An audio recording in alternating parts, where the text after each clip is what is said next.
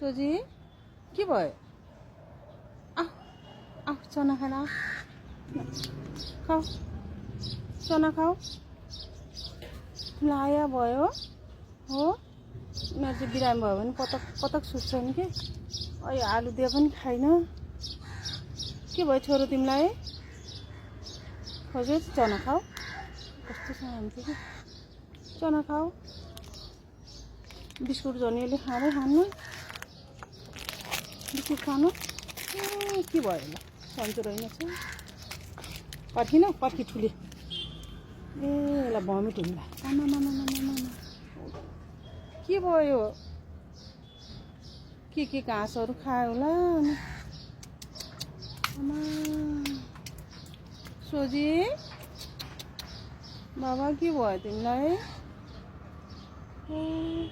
ओ बाबा यसलाई सन्चो होस्।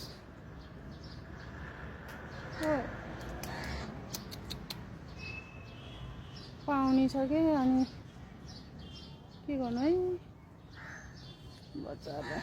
ओ पानी खाने? पानी छौँ भने नि झगडा गर्ने होला, टोक्ने होला। आया भयो बाबा।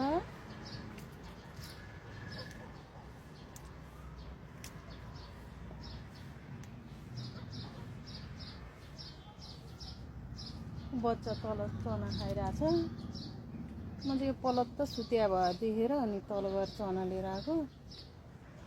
अनि आलु 3टा राखिदिएको थिएँ कि कान्छोलाई भनेर अस्तिदेखि माड फ्रिजमा खाँदै खाएन।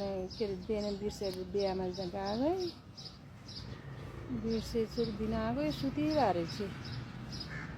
अनि यसलाई चना ल्याइदिएको यस्तो गर्छु। पानी खाऊ, पानी खाऊ, पानी खाऊ। बाबालाई हेर आया भयो। पानी खाऊ ल छोरी। यस्तो सोझी छ कि यसको परिवारै जम्मै सोझी छ।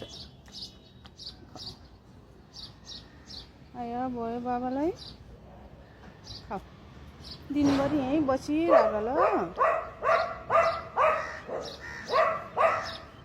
न चना खाने? चना न खाँदैन कि अब।